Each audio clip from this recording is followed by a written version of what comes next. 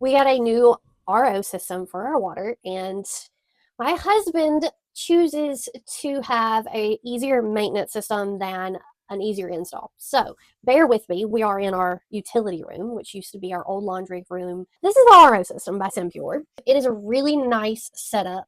So you have a composite filter that gets rid of all those big particles in your water.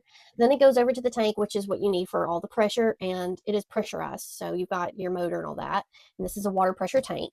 Then you have your reverse osmosis membrane, which gets out all of the smaller particles. Like I think it's like 0.0001 microns. So it filters out like fluoride and chlorine and viruses, all those tiny little particles that normal water systems do not filter out. This one does. That is the beauty of an RO system, and that is why you want one.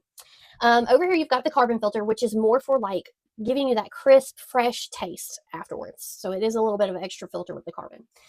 You've got your pressure gauges up here. You have a UV light that kills all the extra stuff that passes through this. So that's really cool. I think that's super cool.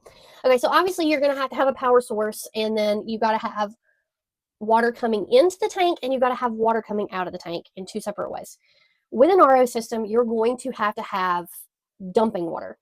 So every 2 gallons of water that you're going to use, the system is going to dump a gallon, because that's where all that waste it's filtering out is going. The water comes in from our old setup from the washing machine water intake.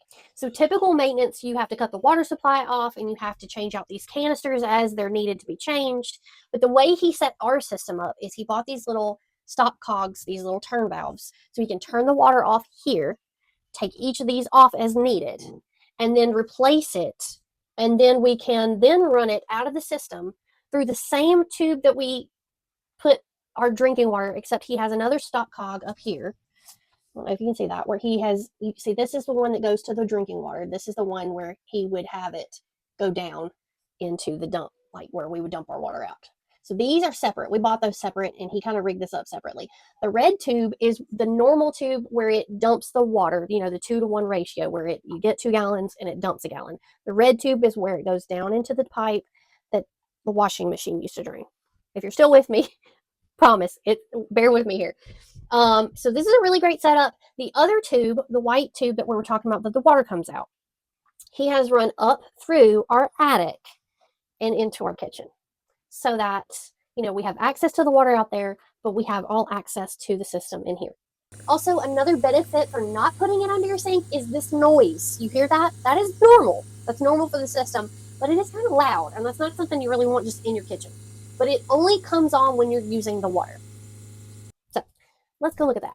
So he ran that tube from the watering system up through our attic and down through one of the bottom sides of our cabinet. It's a really thin tube, so it's not a big detrimental hole. So then he built this box to hold the watering spout.